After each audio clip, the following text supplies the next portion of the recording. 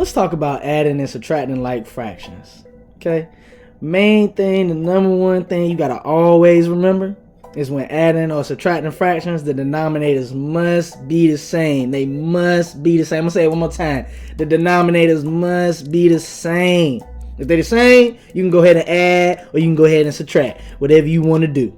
So let's go ahead and jump in. Number one, 3 7s plus 2 7s. Well, you just add the top plus the top. That's all you got to do. You add the numerators and keep the denominator the same. So when I rewrite it, I'm going to have 3 plus 2 as my numerator. My denominator is going to be 7. When I add 3 plus 2, that makes 5. My final answer is going to be 5 7s. I added. Boom. Now, let's take a look at number 2. We have 11 ninths minus 4 ninths. I notice that both the denominators are the same, so I can go ahead and start solving this. I simply have to write 11 minus 4 as the numerator, 9 as the denominator. When I subtract, 11 minus 4 is 7, and that becomes 7 ninths, or 7 divided by 9. Okay, final answer. Let's take a look at 3 and 4.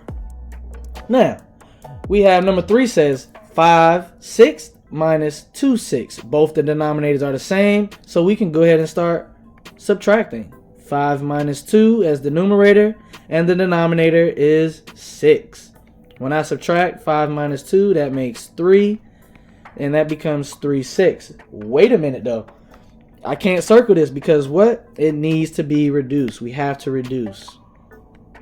So when I reduce, I know that 3, both of these can be divided by 3. So I'm going to do that. 3 divided by 3 is 1, and 6 divided by 3 is 2. So really our final answer here is 1/2.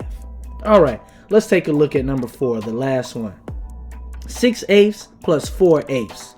Both of them have the same denominator, which is 8. So I can go ahead and start solving this one. 6 plus 4 is my numerator. 8 is my denominator.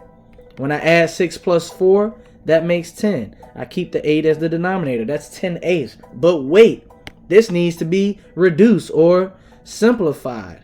So I want to simplify this one. Okay? When I simplify it, I know I have to figure out what's the greatest common factor. What can both of these be divided by? Well, we know that both of these can be divided by 2. 10 divided by 2 is 5. 8 divided by 2 is 4. Oh, but wait, that could be one final answer, 5/4. What if I needed to write my final answer as a mixed number? Because right now this is an improper fraction. Well, I would just perform long division. I would do 4, see how many times that goes into 5.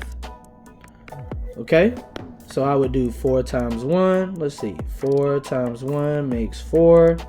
4 times 2 makes 8. Well, I got to do 4 times 1. So I'm going to do 4 times 1. 4 times 1 is 4. When I subtract, 5 minus 4 is 1. And that's it. So I know that this is my whole number. I know this is my numerator. And the 4 is going to stay my denominator. So another way I could write this answer is 1 1/4. Okay? And that will conclude our video on adding and subtracting like fractions.